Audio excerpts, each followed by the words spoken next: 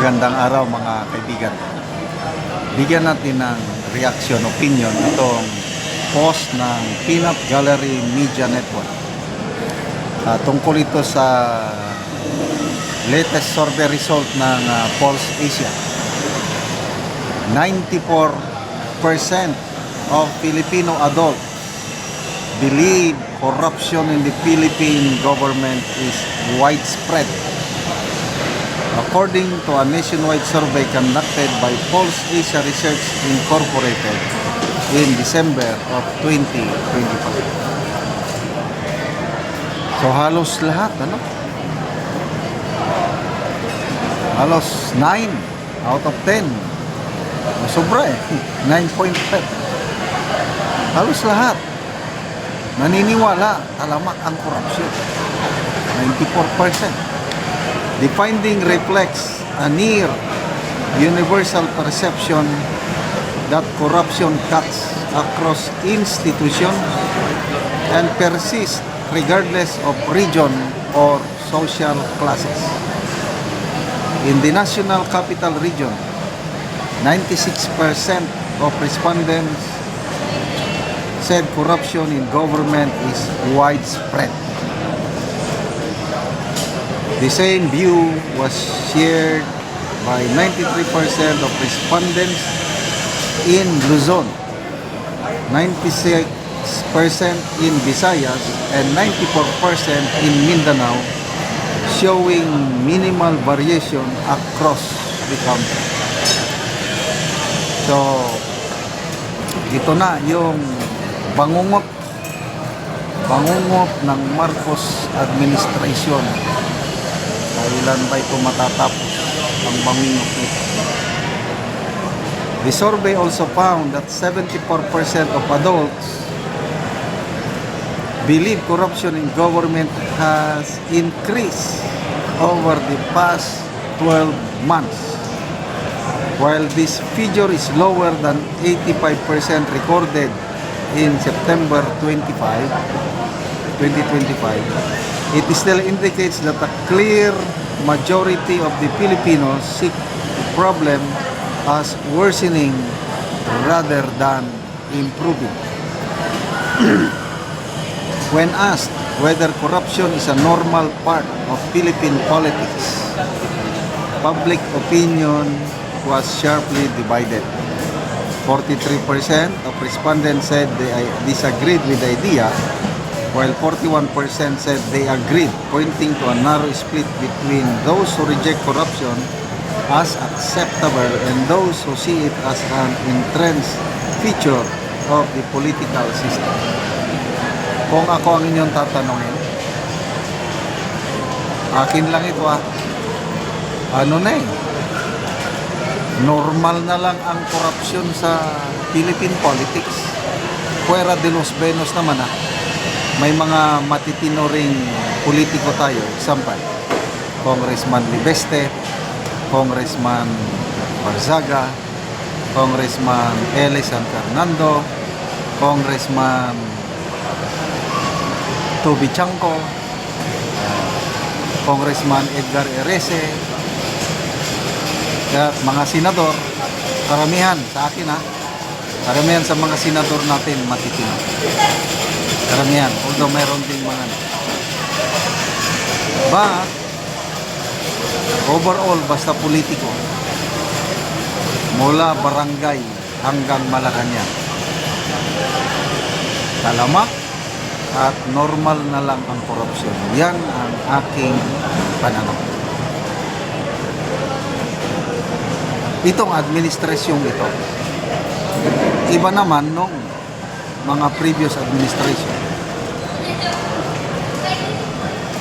Maraming nagsasabi na mahinang leader si President Noynoy Aquino. But to me,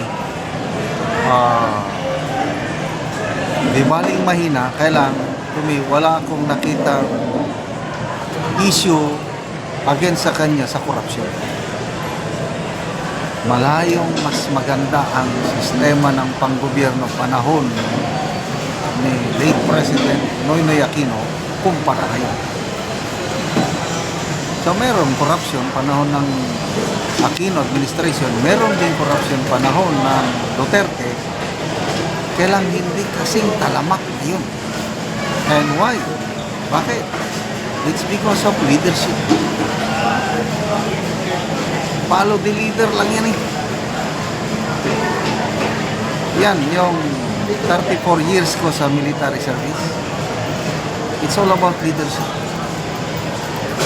Kung ako yung experience ko, kung anong gusto kong gawin sa unit ko, ako muna unang gagawa. And then, dahil ginagawa ko, ang daling sumunod yung aking mga trabaho.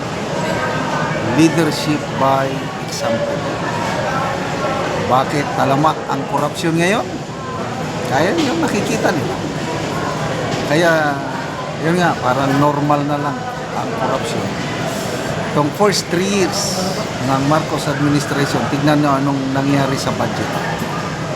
Kaya salamat, papasalamat ako kay Congressman Edgar Eresa. Kahit dilawan ito kasi Liberal Party, kaya lang isa siyang matinong dilawan.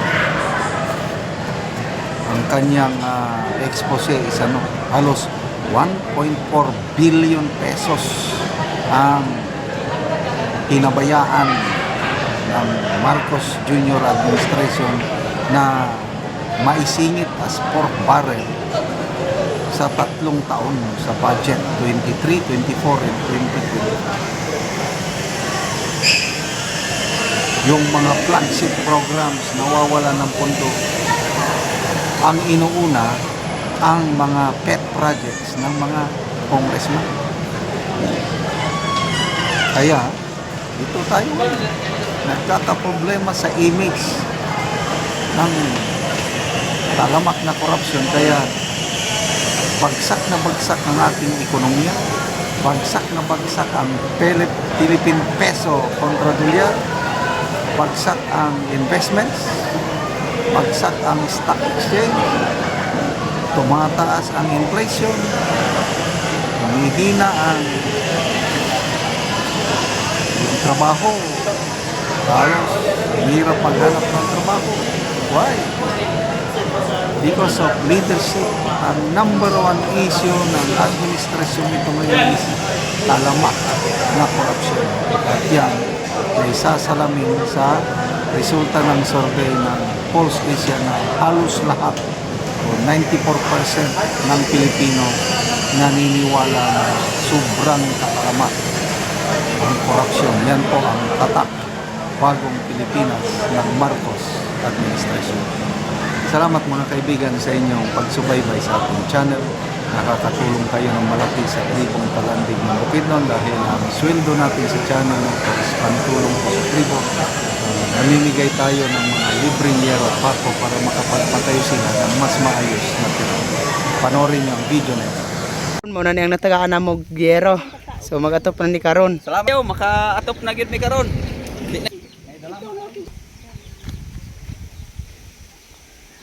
O karon mo na ni ang karaan nga balay sa natagaan na mo gyero. So mo na ni ang iyang atop nga kawayan lang. So karon nagpatindog siya og bag-ong iyang balay. Og maupod ni dayon ang iyang gitukod nga bag-ong balay. So mo ni ang atopan karon sa hiro nga natag sa iyaha.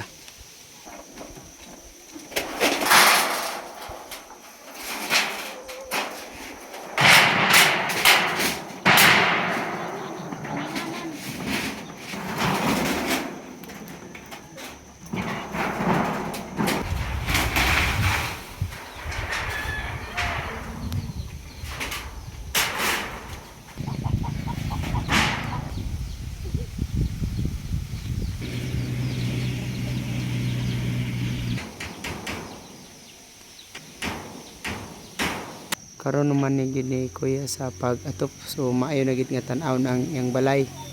Salamat salamat sa Ginoo kay naa siya gigamit nga tawo nga mo'y maghatag og sin, og salamat pod sa nag-sponsor og sin kay matarong na gyud among abuhan ani kay ang among atop sa abuhan kawan ra gyud kawayan na gaulan na naman. Salamat gyud kaayo sa naghatag og sin.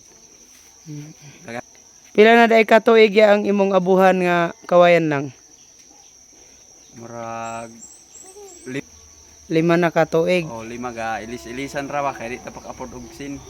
Oo. Karon kay naa may naghatag og sin. Salamat kaayo. Oo, salamat kayo ya. Makita nato nga naa na gyud ang sin. Oo. Salamat kayo ya.